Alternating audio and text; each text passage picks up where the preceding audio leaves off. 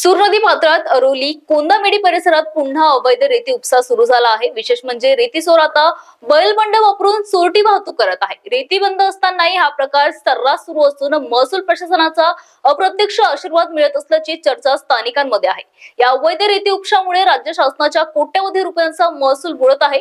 एवढेच नाही तर नदीकडच्या शेतीचेही मोठ्या प्रमाणात नुकसान होत असून शेतकरी हवालदिल झाले आहेत। प्रशासनाला वारंवार कळवूनही कोणतीही ठोस कारवाई होत नसल्याची खंत व्यक्त होत आहे।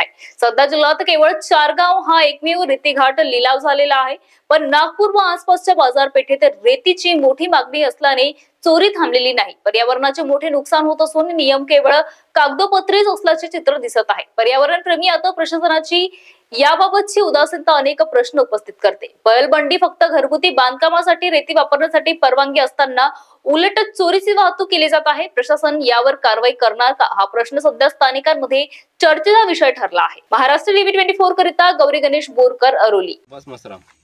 कुठे राहता? कोदामेडीला। काय इथं जे रेती नेऊन आलेत तर याच्याबद्दल आपलं काय म्हणणं आहे? माझं म्हणणं आहे का माझ्याकडे काम धंदे आहेत नाही, मी दुसरं काम करत नाही, त्यांच्यामुळे माझ्या परिवाराला बी पोषा लागते मला आणि मी एकटाच कमवणेवाला आहे, त्यांच्यामुळे मी हा धंदा करते। कशाचा धंदा करता? रेतीचा। माझ्याकडे दुसरा चारा आहे नाही। किती रुपये बंडी विकता तुम्ही? मी 300-400 रुपये बंडी विकते, त्याचे बी 2,000 रुपये रोजचे कमवते। बरोबर। याच्यामुळे तुम्ही शेतकऱ्यांचे नुकसान आता असं झालं नाही पाहिजे यासाठी काय बोलाल? असं नाही झालं पाहिजे तर याच्याबद्दल कसं आम्हाला माहीत नाही होतं का बा शेतकऱ्याची जागा आहे म्हणून हे सनी आज आम्ही भेटलं त्यानं आमच्यापर्यंत आले, आम्हाला पकडला, बोलले ते आमच्यासोबत, त्याच्यानंतर बा असं व्हायला नाही पाहिजे। माझं म्हणणं असं आहे का आम्हाला दुसरं काम तरी द्या। कोणाला म्हणता तुम्ही? सरकारला। बरं, तर तुम्हाला सरकारकडून कामाची अपेक्षा आहे? माझी कंपनी वगैरे काही जॉब वगैरे आम्ही शिकले नाही जास्त, आमच्याशिवाय हा दुसरा धंदा केल्याशिवाय दुसरा चारा नाही, आम्हाला दुसरं कामच जमत पण नाही। पहिलं आम्ही ट्रॅक्टरवर काम करत होता, आता ट्रॅक्टर बंद झाला तर कोणाच्या कामाला जाऊन सनी आम्ही बंडी बैल कसे कर्ज करून सनी घेतला, त्यांच्या कर्ज खंडवायचे आम्हाला।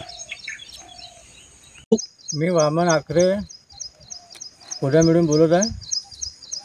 ठाणेदार साहेब आणि तहसीलदार साहेब, तुम्ही लक्ष करा, या नदीचा पात्र आहे, नदीच्या थडी शेताशी आमचा वावर आहे, पण हे कोदामेडीचे लोक बैलबंडेवाले 4 दिवसापासून 8 दिवसापासून ऐकून नाही राहिलेत।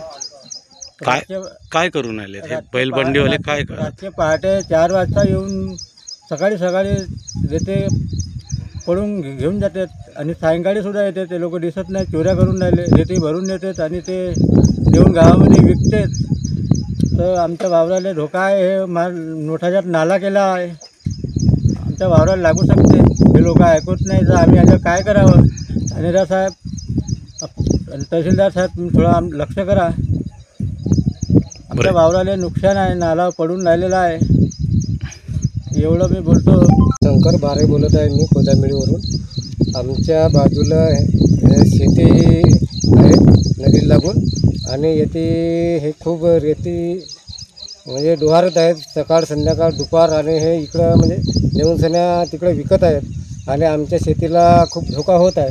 आजूबाजूच्या म्हणजे जवळ लागून असल्यामुळे सर्व शेती एकदम काटाला पूर्ण म्हणजे नाला पडलेला आहे, त्यामुळे आमच्या शेतीला फार मोठा नुकसान होण्याची शक्यता आहे। तरी तहसीलदार साहेब आणि ठाणेदार साहेब यांच्यावर थोडीशी लक्ष ह्या करून सगळ्या थोडसा कारवाई करावी।